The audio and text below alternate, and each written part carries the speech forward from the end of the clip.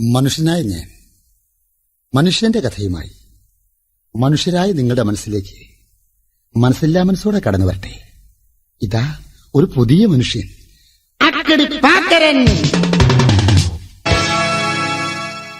ഗോദായിൽ നിന്നും ഗുസ്തിയും കഴിഞ്ഞ് വിയർത്ത് കുളിച്ച് ഇറങ്ങി വരുന്ന ഫയൽവാന്മാരെ പോലെ കാണികൾ വിയർത്തൊലിച്ച് കൂട്ടം കൂട്ടമായി സിനിമാ തിയേറ്ററിൽ നിന്നും ഇറങ്ങി വരുന്നു. സമീപത്തുള്ള ബസ് സ്റ്റാൻഡിലേക്ക് ചിലർ കുടുംബസമേതം ഓടുന്നു. മറ്റു ചിലരാണെങ്കിൽ സിനിമാ തിയേറ്ററിന് സമീപത്തുള്ള ഓട്ടോയിൽ കയറുന്നു. ഉടുത്ത സാരിയുടെ മുക്കാൽ ഭാഗം ഒരു കയ്യിലും മറു കയ്യിൽ കുളിപ്പിച്ച് തോർത്താതെ കൊണ്ടുവന്ന ഒരു കുഞ്ഞിനെയും പിടിച്ചുകൊണ്ട് ഒരു സ്ത്രീ. അവര് മുമ്പോട്ട് കുതിക്കുക. അടുത്ത ഷോ കാണാൻ വരുന്നവരും കണ്ടു കഴിഞ്ഞ് എങ്ങാണ്ടൊക്കെ പോകുന്നവരും എന്ന് വേണ്ട, ആകെ ജനങ്ങളുടെ ഒരു ബഹളം. വെളുത്ത ഒരു തടിച്ചി നനഞ്ഞ നൈലോൺ സാരി പുതച്ചു വരുന്നത് കണ്ടാൽ ഉദരഭാഗം കണ്ണാടി ചില്ലുകൊണ്ട് ക്ലോസറ്റ് പണിതാണോ എന്ന് തോന്നിപ്പോകും. നല്ല തത്തച്ചുണ്ടുകളും തക്കാളിപ്പഴ കവിളികളും കണ്ണിന് കുളിർമയുള്ള എല്ലാ ടൈപ്പും ആൾക്കൂട്ടത്തിൽ ആദ്യം പോയ ഓട്ടോറിക്ഷ മെയിൻ റോഡിൽ ഇറങ്ങി എവിടെ നിന്നോ വന്നൊരു ബസ്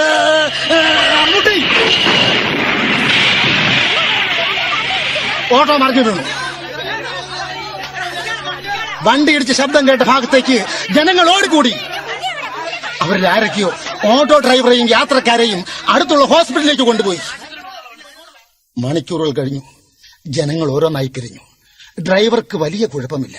യാത്രക്കാരന്റെ ബോധം ഇതുവരെ വീണില്ല. സന്ധ്യ കഴിഞ്ഞപ്പോൾ അയാൾ ചെറുതായിട്ടൊന്ന് ഞരങ്ങി. ബോധം വീണ് കഴിഞ്ഞു. ആദ്യം ഒന്ന് കരഞ്ഞു. രാവിൽ കണ്ണു തുറന്നു. ഉള്ളിൽ വെപ്രാളം. ബോധം വീണു കഴിഞ്ഞു. ആദ്യം ഒന്ന് കരഞ്ഞു. രാവിൽ കണ്ണു തുറന്നു. ഉള്ളിൽ വെപ്രാളം. നേഴ്സുമാരോടിയെടുത്തു. ഗ്ലൂക്കോസിൻ കുപ്പിയെടുത്തു. നേഴ്സുമാരോടിയെടുത്തു. ഗ്ലൂക്കോസിൻ കുപ്പിയെടുത്തു. പോലീസിന്റെ മകത്തരെടുത്തോന്നറിയില്ലല്ലോ. അറിയില്ലല്ലോ. അറിയില്ലല്ലോ. ബോധം വീണു കഴിഞ്ഞു. ആദ്യം ഒന്ന് കരഞ്ഞു. രാവിൽ കണ്ണു തുറന്നു. ഉള്ളിൽ വെപ്രാളം. ബോധം വീണു കഴിഞ്ഞു. ആദ്യം ഒന്ന് കരഞ്ഞു. രാവിൽ കണ്ണു തുറന്നു. ഉള്ളിൽ വെപ്രാളം. ഹോസ്പിറ്റലിൽ നിന്നും പരാതിയില്ലാതെ ഇറങ്ങിപ്പോയ അദ്ദേഹത്തിന്റെ പേരാണ് പാക്കരൻ. 3ാം ക്ലാസ്സിൽ 9 വർഷം പഠിച്ചതുകൊണ്ട് മലയാളം ഒരുമാതിരി എഴുതാനും വായിക്കാനും അറിയാം. കാഴ്ചയിൽ അസുഖമൊന്നുമില്ലാത്ത തരക്കേടില്ലാത്തൊരു സുന്ദരൻ. സാധാരണയിൽ അല്പം ബുദ്ധി കുറഞ്ഞ, ആരെന്ത് പറഞ്ഞാലും അതേപടി വിശ്വസിക്കുന്ന, വക്രബുദ്ധിയില്ലാത്ത, സാധുവായ ചെറുപ്പക്കാരിൽ പക്കാ ഡീസന്റായ ചെറുപ്പക്കാരനെ പോലിരിക്കുന്ന ചെറുപ്പക്കാരനായ പാക്കരൻ. കാഴ്ചയിൽ പ്രായം 28 വയസ്സ് തോന്നിക്കുമെങ്കിലും വയസ്സ് 28 ഉണ്ട്. നിറം വെളുത്തതല്ലെങ്കിലും കറുത്തതല്ല. വിവരമില്ലാത്ത ജനങ്ങൾ അദ്ദേഹത്തെ വിളിക്കുന്ന പേരാണ് മണ്ടപ്പാക്കരൻ. വലതേ കാലിന് നീളം കൂടിപ്പോയത് കൊണ്ടാണോ എന്ന് സംശയമുണ്ട്. ഇടത്തേ കാലിന് നീളം കുറവാണ്. അതിൽ അദ്ദേഹത്തിന് യാതൊരു പരാതിയോ പരിഭവമോ ഇല്ല. ഉറ്റവരോ ഉടയവരോ ആരുമില്ല. ആകെ കൂടി ഉള്ളത് വയസ്സെന്നൊരു വല്യമ്മ മാത്രം. നല്ല വസ്ത്രം അണിയിച്ച് വല്യമ്മ അദ്ദേഹത്തെ നടത്തിക്കാറുള്ളൂ. ആൾക്കൂട്ടത്തിൽ മിക്കവാറും പാക്കരനെ കാണാം. ബസ് സ്റ്റാൻഡ്, സിനിമാ തിയേറ്റർ, ഉത്സവം നടക്കുന്ന ക്ഷേത്ര പരിസരം, ഇതെല്ലാം അദ്ദേഹത്തിന്റെ താവളങ്ങളാണ്. വീട്ടിൽ ചെന്നു ലഹരി പദാർത്ഥം അദ്ദേഹത്തിന് ഒട്ടും ഇഷ്ടമല്ല. ആകെ ഇഷ്ടമുള്ള ആഹാരം നെയ്റോസ്റ്റാണ്. അദ്ദേഹത്തെ അടുത്തറിയാവുന്നവരെല്ലാം ഇങ്ങനെ പറയാറുണ്ട്: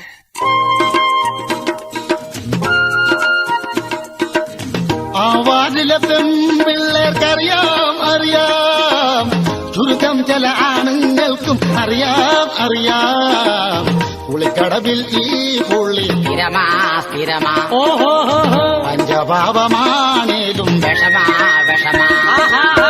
ആ വാർഡിലെ പെൺപിള്ളേർക്കറിയാം അറിയാം, ചുരുക്കം ചില ആണുങ്ങൾക്കും അറിയാം അറിയാം, പുളിക്കടവിൽ ഈ പുള്ളി സ്ഥിരമാ സ്ഥിരമാ, പഞ്ചപാപമാണേലും വിഷമാ വിഷമാ, പുളിക്കടവിൽ ഈ പുള്ളി സ്ഥിരമാ സ്ഥിരമാ. പാക്കരനാകെയുള്ള ആശ്രയമാണ് വല്യമ്മ. വല്യമ്മയുടെ മകളുടെ മകനാ പാക്കരൻ. പാക്കരന്റെ അമ്മ അവന്റെ ചെറുപ്പത്തിൽ ഒതളങ്ങാതിരുന്നാ ചത്തത്. അപ്പൻ വെള്ളിടി വെട്ടിയും. പാക്കരന് ബുദ്ധിക്കൽപ്പം മന്നതയുള്ളതുകൊണ്ട് വീടിരിക്കുന്ന സ്ഥലം ഒഴികെയുള്ള വസ്തുവകകൾ വിറ്റ് കിട്ടിയ പണം ബാങ്കിൽ വല്യമ്മ നിക്ഷേപിച്ചിരിക്കുക. വീട്ടു ചിലവിനും മറ്റാവശ്യങ്ങൾക്കും പലിശപ്പണം ധാരാളം മതി. എന്റെ പൊന്നെ, വല്യമ്മ പാക്കരനെ പൊന്നുപോലെയാ നോക്കുന്നത് കേട്ടോ. വട്ട കണ്ണും വലിയ ചെവിയുമുള്ള വല്യമ്മ ഭയങ്കര വാശിക്കാരിയാ. വരിക്കപ്ലാവിലെ കൊണ്ടേ കഞ്ഞു കൊടുക്കത്തുള്ളൂ. വടക്കേ മലബാറിലെ വലിയ തറവാട്ടിലെ ഒറ്റ സന്തതിയാ വല്യമ്മ. പോരെങ്കിൽ പേരെടുത്ത വയറ്റാട്ടി. പറഞ്ഞിട്ട് എന്താ ആ കാര്യം? ക്യാ ഫലം? ഇപ്പൊ വയ്യ. വലിവ് വല്യമ്മയെ വട്ടം പിടിച്ചിരിക്കുകയാണ്. മാവെടുത്തു കഴിഞ്ഞാൽ വല്യമ്മയെ പിടിച്ചാൽ കിട്ടത്തില്ല. വല്യമ്മയെ പിന്നെ നിയന്ത്രിക്കുന്നത് വലിവാണ്. പോരാത്തതിന് വാദത്തിന്റെ അസുഖവും. കൊട്ടൻ ചുക്കാതി കുഴമ്പും തേച്ചു പുറച്ചു മൂടിക്കിടക്കും തള്ള. കൊട്ടൻ ചുക്കാതി കുഴമ്പും തേച്ചു പുറച്ചു മൂടിക്കിടക്കും തള്ള. ചുമക്കാൻ വയ്യ, ചുമച്ചാൽ ചുമക്കാൻ വയ്യ, ചുമച്ചാൽ നടുവേദനയാ. കരഞ്ഞു കൂവി ഞരങ്ങി മൂളി തിരിഞ്ഞും മറിഞ്ഞും കിടന്നു നേരം വെളുത്തന്നാ. ഇരിക്കാൻ വയ്യ, ഇരുന്നാൽ ഇരിക്കാൻ വയ്യ, ഇരുന്നാൽ ചലയ്ക്കാൻ തുടങ്ങും. പൊട്ടൻ ചുക്കാതി കുഴമ്പും തേച്ചു പതച്ചു മൂടിക്കിടക്കും തള്ള. ചുമക്കാൻ വയ്യ, ചുമച്ചാൽ നടുവേദനയാ. കരഞ്ഞു കൂവി ഞരങ്ങി മൂളി തിരിഞ്ഞും മറിഞ്ഞും കിടന്നു നേരം വെളുത്തന്നാ. ഇരിക്കാൻ വയ്യ, ഇരുന്നാൽ ചലയ്ക്കാൻ തുടങ്ങും. പൊട്ടൻ ചുക്കാതി കുഴമ്പും തേച്ചു പൊതച്ചു മൂടിക്കിടക്കും തള്ള. കിടക്കും തള്ള, കിടക്കും തള്ള. രോഗിയായ വല്യമ്മ പാക്കരനെ വിളിച്ചു പറഞ്ഞു, നീ എവിടെ നിന്നെങ്കിലും ഒരു പെങ്കൊച്ചിനെ കെട്ടിക്കൊണ്ടു വാ മകനെ, ഇറ്റ് വെള്ളം തരാനെങ്കിലും. പിന്നെ താമസിച്ചില്ല. തട്ടുകൊണ്ട റബ്ബർ പന്ത് പോലെ പാക്കരൻ ലക്ഷ്യസ്ഥാനത്തേക്ക് തെറിച്ചു. കെട്ടിക്കാൻ പ്രായം കഴിഞ്ഞ് നിൽക്കുന്ന പെമ്പിള്ളേരും ആമ്പിള്ളേരും ഉള്ള വീട്ടിലെ നിത്യ സന്ദർശകനാണ് ബ്രോക്കർ ഗുലുഗുലു തിക്തകൻ. കാറ്റിൽ പിടച്ചു വീണ വാഴയ്ക്ക് ഒത കൊടുത്തു നിർത്തുന്നത് പോലെ മൂക്കിന് താങ്ങായി വെച്ചിരിക്കുന്ന മുർമീശയും വാക്കത്തി പോലെ അകവളവോടുകൂടിയ ഉടലും ഞാഞ്ഞൂലിനെ പോലെ മെലിഞ്ഞ ശരീരവുമുള്ള 51കാരൻ. വിധവകളും വൃദ്ധകളും ഇദ്ദേഹത്തിന്റെ ലിസ്റ്റിലുണ്ട്. പെൺവീട്ടുകാരോട് സ്ത്രീധനം കുറയ്ക്കും, ആൺവീട്ടുകാരോട് കമ്മീഷൻ കൂട്ടിയും വാങ്ങുക എന്നുള്ളത് ഇദ്ദേഹത്തിന്റെ പ്രത്യേകതയാണ്. ഈ കാരണം കൊണ്ട് പെൺപിള്ളേരുള്ള വീട്ടുകാർക്ക് ഇദ്ദേഹത്തോട് വലിയ ഇഷ്ടവും പെൺകുട്ടികൾക്കും വിധവകൾക്കും ഇദ്ദേഹം കാണപ്പെട്ട ദൈവവുമാണ്. സ്വദേശത്തും വിദേശത്തും ചിലവാകാത്ത പല സ്ത്രീകളെയും മനസ്സിലുള്ള ഇദ്ദേഹം, അതായത് നമ്മുടെ ഗുലുഗുൽ തിക്തകൻ, സ്വന്തമായി സ്വീകരിച്ചിട്ടുണ്ട്.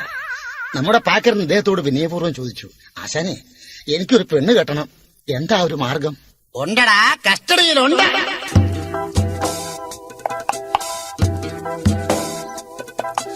കറുത്ത പെണ്ണ് തടിച്ചൊരുത്തി, ചെവിക്കൊരൽപ്പം കുഴപ്പമുണ്ട്.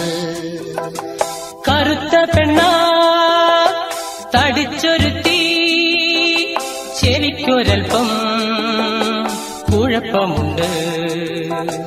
പെണ്ണു കൊള്ള, കളറും കൊള്ള, പ്രൊഡക്ഷനിലോ സ്വൽപ്പമായമുണ്ട്.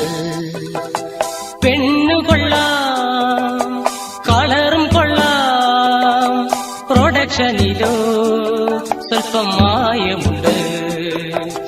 കറുത്ത പെണ്ണ തടിച്ചൊരുത്തി, ചെവിക്കൊരപ്പം കുഴപ്പമുണ്ട്.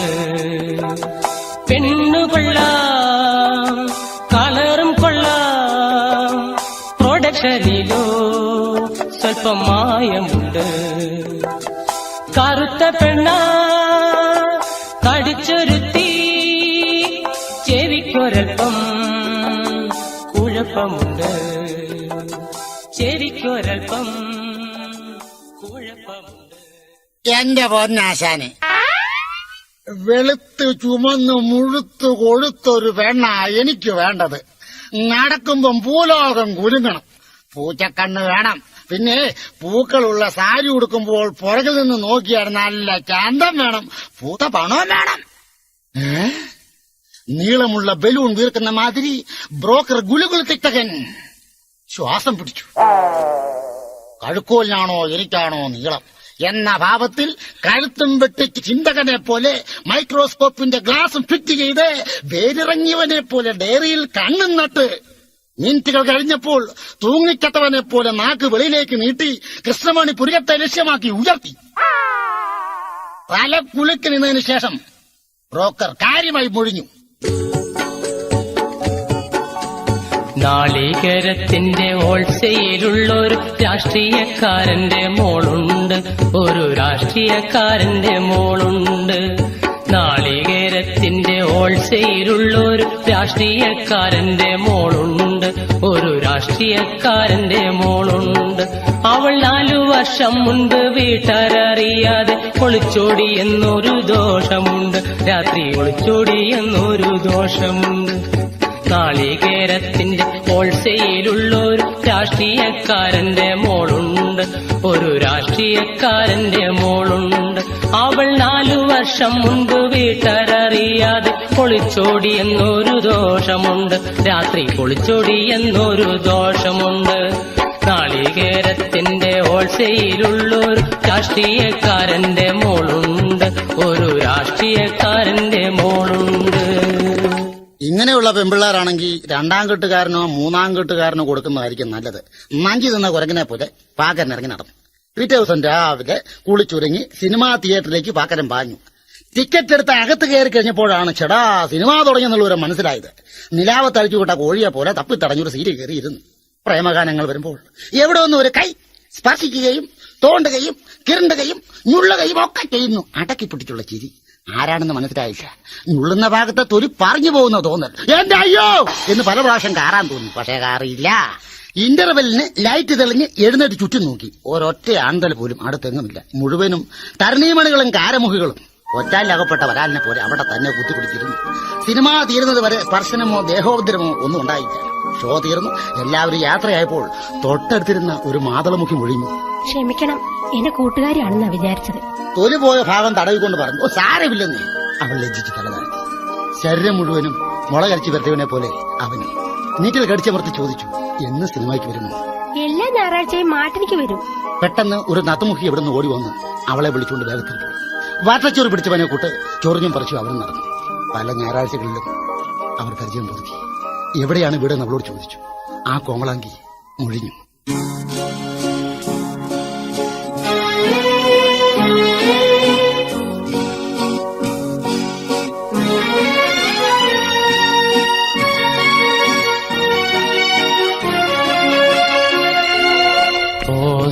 ഹോസ്റ്റലിലാണെന്റെ താമസം, ഈസ്റ്ററിനെത്തി ഞാനിന്നലെ. അപ്സ്റ്റെയറുള്ളൊരു വീട്ടിലെ സ്റ്റാറ്റസ് ജീവിക്കും പെൺകൊടി. ഹോസ്റ്റലിലാണെന്റെ താമസം, ഈസ്റ്ററിനെത്തി ഞാനിന്നലെ. അപ്സ്റ്റെയറുള്ളൊരു വീട്ടിലെ സ്റ്റാറ്റസ് ജീവിക്കും പെൺകൊടി. ഹോസ്റ്റലിലാണെന്റെ താമസം, ഈസ്റ്ററിനെത്തി ഞാനിന്നലെ.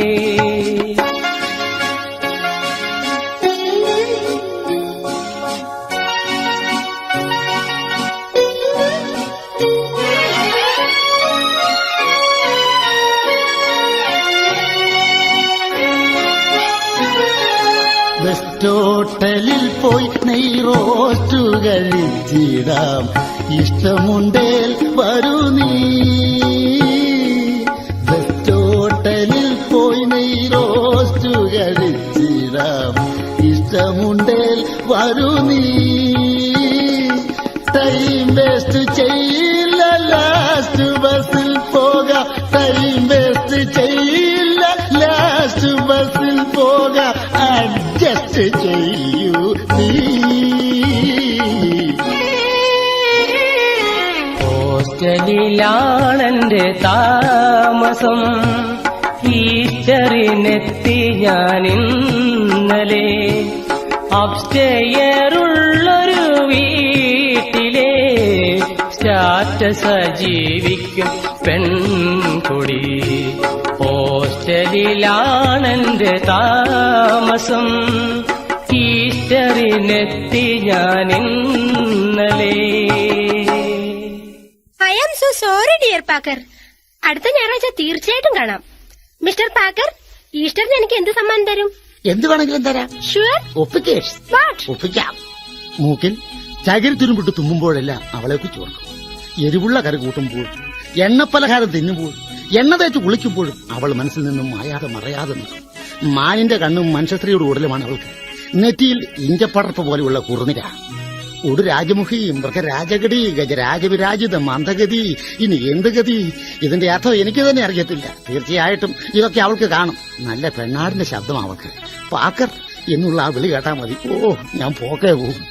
എന്ത് വന്നാലും വേണ്ടില്ല, വല്യമ്മ അറിയാതെ കാൽപ്പെട്ടിക്കുള്ളിലെ കടലാസ് പൊതിയിൽ നിന്നും കൂടുതൽ രൂപ എടുത്തു. ഞായറാഴ്ച പൊട്ടിയ വട്ടം പോലെ പറഞ്ഞെത്തി. സുന്ദരി പറഞ്ഞ സ്ഥലത്ത് കൃത്യസമയത്ത് കൃത്യത്തിനെത്തി. ട്യൂബിന്റെ പ്രകാശത്തിൽ വട്ടമിട്ട് പറക്കുന്ന മുഞ്ഞ കുഞ്ഞുങ്ങളെ പോലെ ഞങ്ങൾ ആ ടൗണിൽ ചുറ്റിക്കറങ്ങി. വാഗപ്പൂ നിറമുള്ള വിമലിന്റെ സാരി വാങ്ങി വാലിട്ടെഴുതുവാനായി കൺമഷി വാങ്ങി ഐറ്റസ് കൺമഷി വാങ്ങി. വാഗപ്പൂ നിറമുള്ള വിമലിന്റെ സാരി വാങ്ങി വാലിട്ടെഴുതുവാനായി കൺമഷി വാങ്ങി ഐറ്റക്സ് കൺമഷി വാങ്ങി.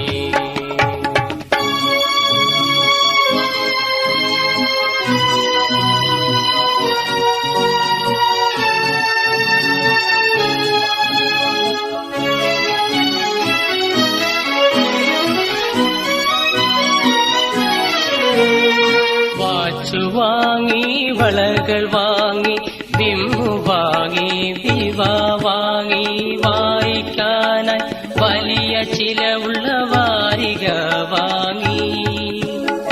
വാച്ചു വാങ്ങി വളകൾ വാങ്ങി വിമ്മു വാങ്ങി വിവ വാങ്ങി വായിക്കാനായി വലിയ ചിലവുള്ള വാരിക വാങ്ങി. വനിതാ വാരിക വാങ്ങി.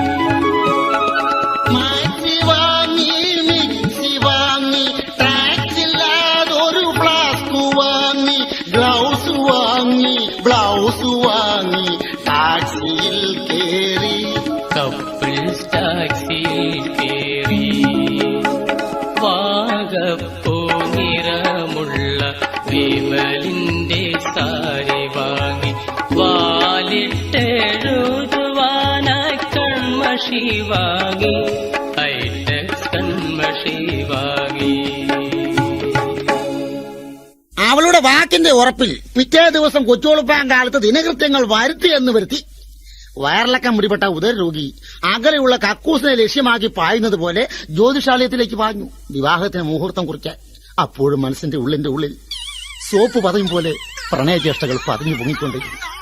വിയത്ത് വിളറി വിനയപൂർവ്വം ജോത്സ്യന്റെ മുൻപിൽ നിന്ന് വിവരങ്ങളെല്ലാം പറഞ്ഞു. ജോത്സ്യൻ സൂക്ഷിച്ചു നോക്കിയതിനു ശേഷം എന്റെ മോതയുടെ ലക്ഷണവും ദൂതലക്ഷണവും നിൽക്കുന്ന രാശിയും വെച്ച് നോക്കുമ്പോൾ കുഴപ്പം പിടിച്ച കേസാന്ന് പറഞ്ഞു.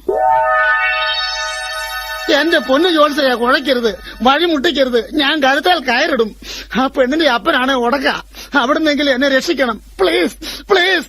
കരഞ്ഞില്ലെങ്കിലും കരഞ്ഞു നിവർത്തി. ജോത്സ്യൻ കവടി നിരുത്തി.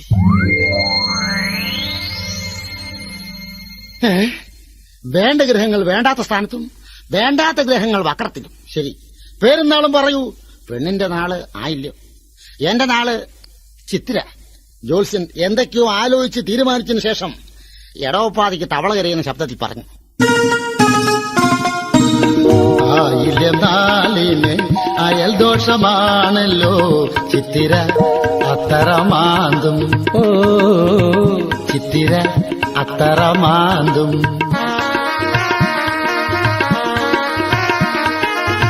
ധനുമാസമാകട്ടെ ചെനിപത്തിൽ കേറട്ടെ, ഒത്തെങ്കിൽ അപ്പനും ചാകും. ഓ അങ്ങനെ ആശല്യം തീരും. ആയില്യം നാളിന് അയൽ ദോഷമാണല്ലോ ചിത്തിര അത്തരമാന്തും. ഓ ചിത്തിര അത്തരമാന്തും.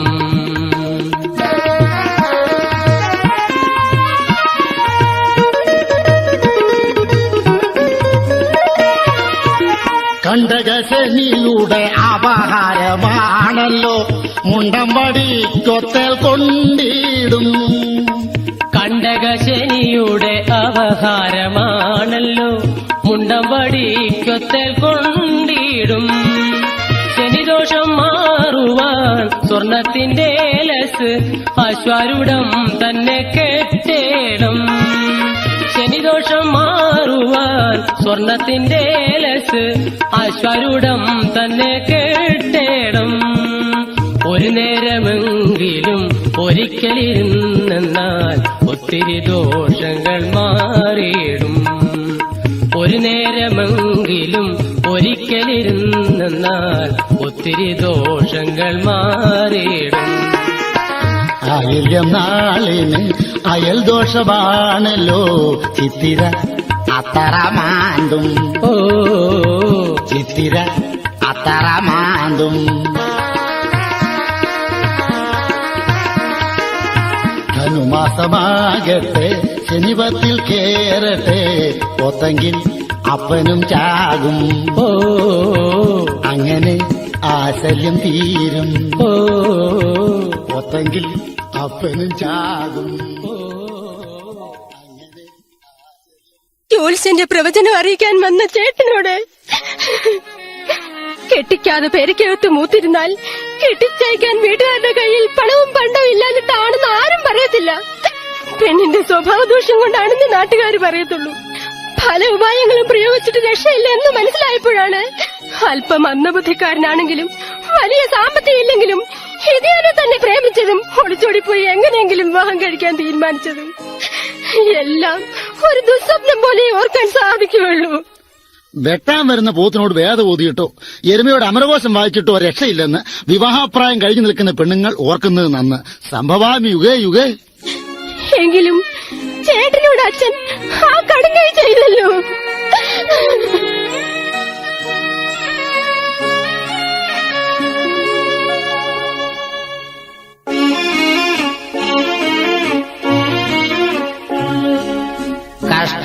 കഷ്ടകാലത്തിന് രാത്രിയിൽ അത്താഴമുണ്ടേച്ച് നിൽക്കുമ്പോൾ മ്ലാവിൻ വെളിച്ചത്തിൽ പ്ലാവിൻ ചുവട്ടിൽ വെച്ചാദ്യമായി ആ ലെറ്റർ തന്നു. അന്നു നീ ആദ്യമായി ആ ലെറ്റർ തന്നു. കഷ്ടകാലത്തിന് രാത്രിയിൽ അത്താഴമുണ്ടേച്ചു നിൽക്കുമ്പോൾ ഞാവിൻ വെളിച്ചത്തിൽ പ്ലാവിൻ ചുവട്ടിൽ വെച്ചാദ്യമായ ലെറ്റർ തന്നു. അന്നു നീ ആദ്യമായ ലെറ്റർ തന്നു.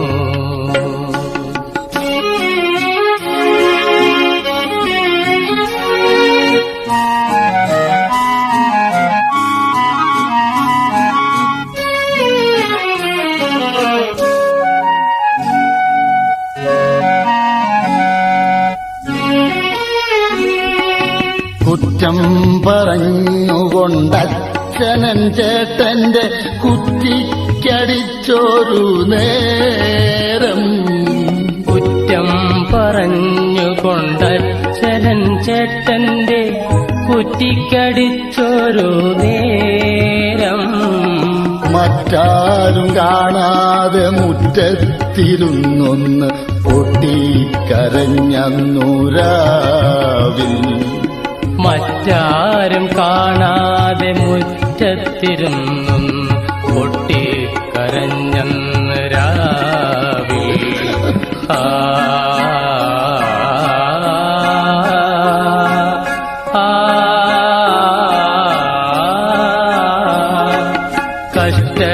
കഷ്ടകാലത്തിനു രാത്രിയിൽ അത്താഴമുണ്ടേച്ചു നിൽക്കുമ്പോൾ പ്ലാവിൻ വെളിച്ചത്തിൽ പ്ലാവിൻ ചുവട്ടിൽ വെച്ചാദ്യമായ ലെറ്റർ തന്നു.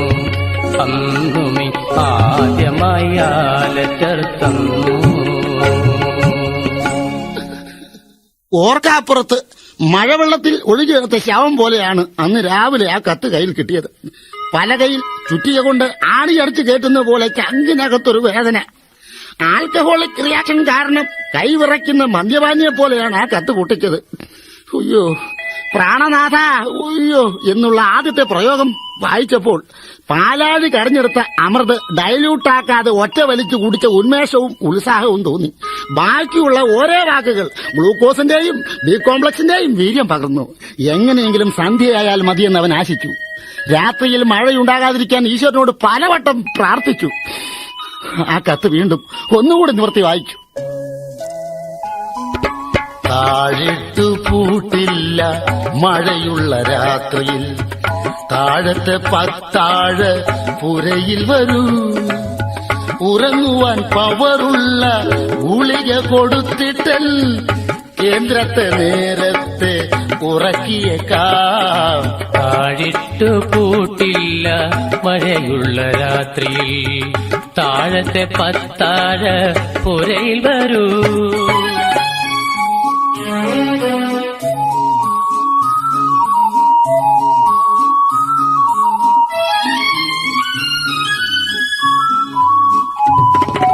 ആരും കാണാതെ കയറി വരണം നീ, ഹെൽമറ്റ് വേണമെങ്കിൽ കരുതിക്കൊള്ളൂ. ആരും കാണാതെ കയറി വരണം നീ, ഹെൽമറ്റ് വേണമെങ്കിൽ കരുതിക്കൊള്ളൂ. ആരെയും കടിക്കുന്ന അയലത്തെ പട്ടിയെ അയലത്തല കാട്ടി മയക്കേണം. ആരെയും കടിക്കുന്ന അയലത്തെ പട്ടിയെ അയലത്തല കാട്ടി മയക്കേണം. താഴിട്ടു പൂട്ടില്ല മഴയുള്ള രാത്രിയിൽ, താഴത്തെ പത്താഴ പുരയിൽ വരൂ, ഉറങ്ങുവാൻ പവറുള്ള ഗുളിക കൊടുത്തിട്ട് കേന്ദ്രത്തെ നേരത്തെ ഉറക്കിയേക്കാം. താഴിട്ടു പൂട്ടില്ല മഴയുള്ള രാത്രിയിൽ, താഴത്തെ പത്താഴ പുരയിൽ വരൂ. പ്രാണസഖിയുടെ അയലത്ത് കടിക്കുന്ന പട്ടിയുണ്ടെന്നറിഞ്ഞപ്പോൾ മുതൽ വിചാരിച്ചതാ, എന്റെ ദൈവമേ, ഏതെങ്കിലും ലൈസൻസ് ഉള്ള പട്ടിപിടുത്തക്കാരനെ കണ്ടു പട്ടിയെ വശീകരിച്ചു പിടിക്കാൻ പഠിക്കണമെന്ന്. അവരൊക്കെ പട്ടിയുടെ പുറകെ പോകുന്നത് കാരണം പല പ്രാവശ്യം മുനിസിപ്പാലിറ്റിയിലും പഞ്ചായത്ത് ഓഫീസിലും ചെന്നു. കാണാൻ പറ്റിയില്ലെന്ന്. എങ്ങനെയെങ്കിലും ആ കാര്യം നമ്മുടെ പുള്ളിക്കാരി അഡ്ജസ്റ്റ് ചെയ്യുമെന്ന് വിചാരിച്ചു. പാതിരാത്രി വരെ അവളുമായിട്ട് സംസാരിച്ചു. പാതിരാത്രി കഴിഞ്ഞപ്പോ മടങ്ങി. മകരമാസമല്ലേ, മരം കൊയ്ക്കുന്ന മഞ്ഞല്ലേ, ഒരു ബീഡി ലൈറ്റർ ഉപയോഗിച്ച് ആ രാത്രിയിൽ കൈ മറച്ച് കത്തിച്ച് വലിച്ചു, ആഞ്ഞു വലിച്ചു. ആണ് കിടക്കുന്നു, പുക ലങ്സിൽ കയറി, തൊണ്ടയിൽ തെറ്റി, പിന്നെ നിയന്ത്രിക്കാൻ വയ്യാത്ത ചുമയുടെ ബഹളം, കണ്ണുകൾ നിറഞ്ഞു കവിഞ്ഞു വഴി പോലും കാണാൻ വയ്യാതെ എന്റെ ദൈവമേ ഞാൻ നിൽക്കുമ്പോഴാ ആ മുടിഞ്ഞ സംഭവം ഉണ്ടായത്.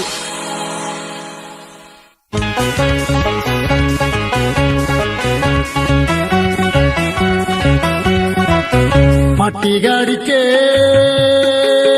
മുട്ടം പട്ടി കടിച്ചേ,